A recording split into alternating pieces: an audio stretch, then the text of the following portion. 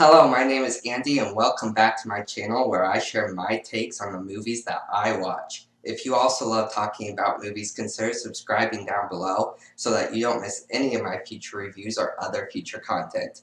Today specifically, we are talking about the new Netflix original release Falling in Love, starring Christina Milian. When Gabriella visits the inn in New Zealand that she won in a contest and sees that it's beat down, she works to rebuild it and ends up falling for the contractor who helps her. As always, we're going to start off with the positives, and the biggest thing here for me is that I think Christina Milian makes for a great film lead.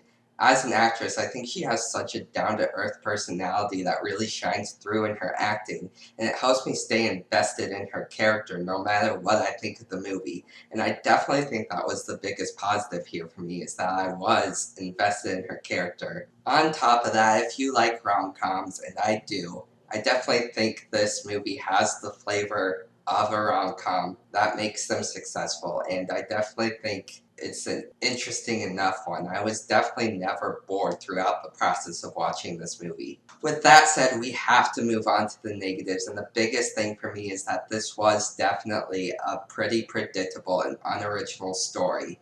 It very much so followed note for note what you would expect, and it didn't really do anything big out of the box that we haven't seen before. On top of that, there was definitely a lot of coincidences in when characters meet up with each other, and they kind of tried to explain it away in the story as it's a small town, but that still doesn't mean you're gonna run into each other every 5 minutes.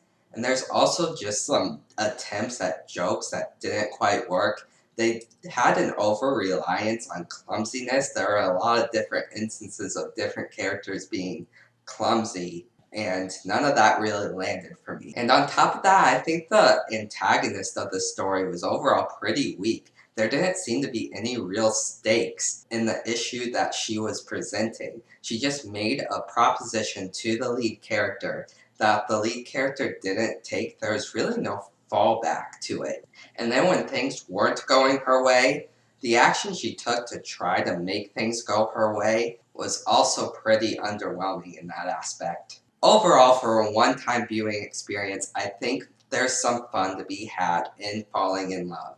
It has some of the right elements for a fun rom-com. It was never boring, and Christina Milian made for a great lead.